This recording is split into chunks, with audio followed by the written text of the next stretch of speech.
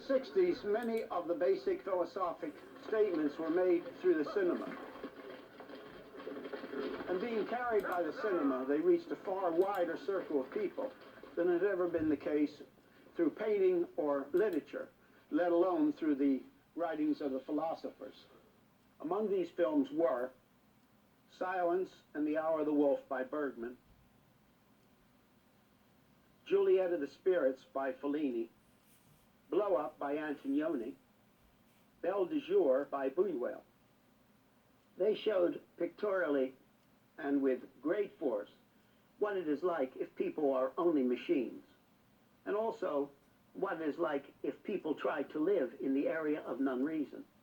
In the area of non-reason, there is no way to distinguish between right and wrong, or even between what is objectively true and that which is illusion or fantasy. A good example is Antonioni's Blow Up. The advertisement for the film reads, "Murder without guilt, love without meaning." In this film, there are no certainties concerning moral values and no human categories either. Blow Up has no hero. All one has is Antonioni's non-hero. All there is the camera, which just goes click, click, click, and the human factor has disappeared. Some of the films of that period went even further. The Last Year Marienbad, Juliet of the Spirits, The Hour of the Wolf, Belle de Jour. They were saying something even more profound. They were saying that as modern man leaps into the area of non-reason to try to find his optimism without reason, that he not only does not have any categories for moral or human values, but he does not have any certainty upon which to distinguish between reality and illusion. Picture has a realistic line. They are no dreams. They are fantasies of the spirit. There's no difference between the dream and the reality.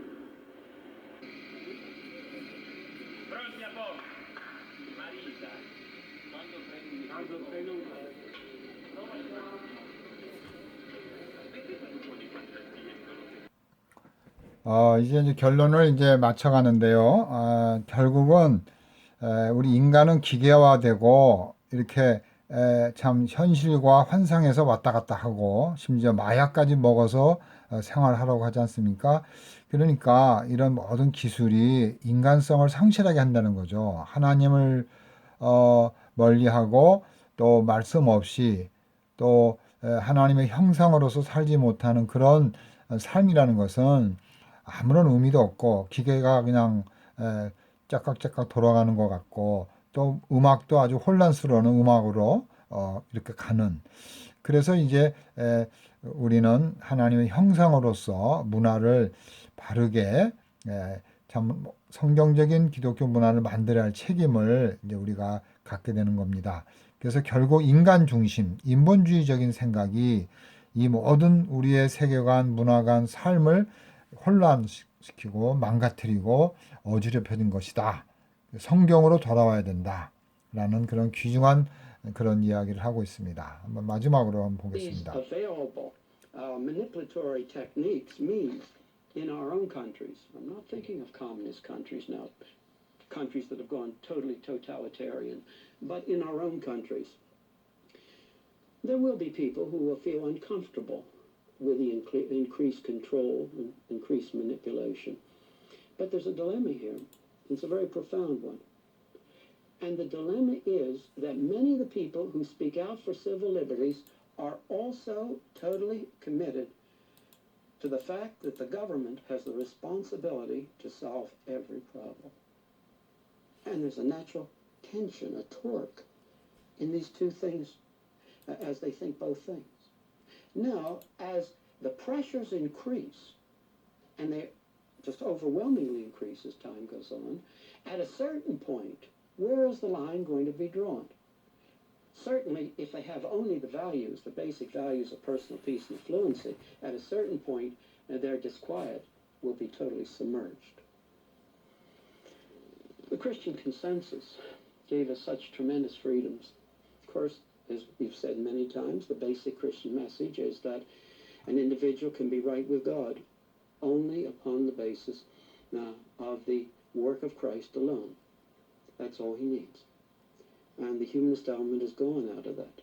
But it carried with it, of course, many, many secondary things. And one secondary thing was this tremendous range of freedom that we've been talking about. Freedom that didn't lead to chaos. But now listen, don't you see that if you can have these titanic freedoms not leading to chaos because of the Christian consensus providing a form, if you remove that Christian consensus as a form, then the very freedoms which have been such a glory and a wonder that we have had from the Christian consensus, these very freedoms then become the hammer blows to destroy everything and to lead completely to chaos. In other words, the good thing becomes the poor thing once the consensus, the form, is removed. Now that's exactly what has occurred.